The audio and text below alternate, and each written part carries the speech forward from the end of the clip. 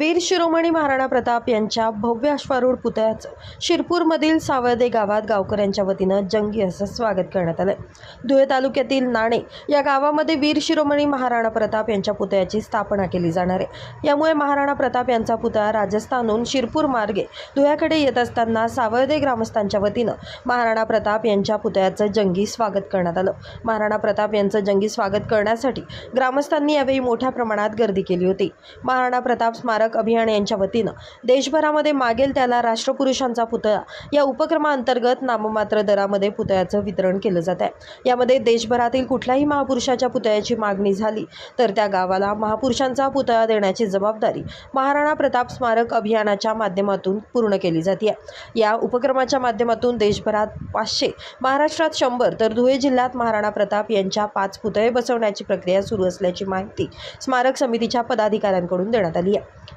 नमस्कार, मी सचिन राजपूत, महाराणा प्रताप स्मारक अभियान प्रदेशाध्यक्ष महाराष्ट्र।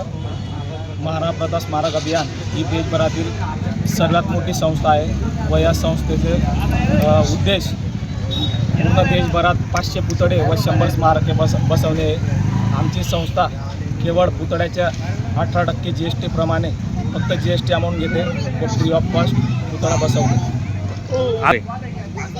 आज सावळद्यात महाराणा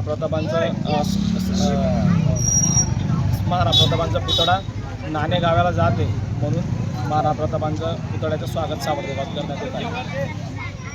महापुरुषांचा गौरवशाली इतिहास, तरुणांमध्ये इतिहासाची जनजागृती आणि राष्ट्रपुरुषांचे विचार प्रत्येक घरात घेऊन जाण्याचं महत्त्वपूर्ण उद्दिष्ट महाराणा प्रताप स्मारक अभियानाच्या माध्यमातून पूर्ण केलं जात आहे।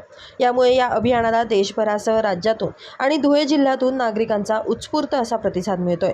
यावेळी सावळदे गावचे सरपंच आणि महाराणा प्रताप स्मारक अभियानाचे प्रदेशाध्यक्ष सचिन राजपूत, प्रदेश प्रवक्ता जयपाल सिंह गिरासे, राष्ट्रीय अध्यक्ष चंद्रवीर सिंह लमाना, लक्षराज सिंह मेवाड, संतोष जाधव, सरकार रावल, अमृतसिंग राजपूत, विजय गिरासे, वीरसिंग राजपूत, बिस्पाल राजपूत, श्यामसिंग राजपूत, बंसीलाल राजपूत, जगदीश राजपूत आदी मोठ्या संख्येने उपस्थित होते। Bureau report, Lumbini news, Dhule.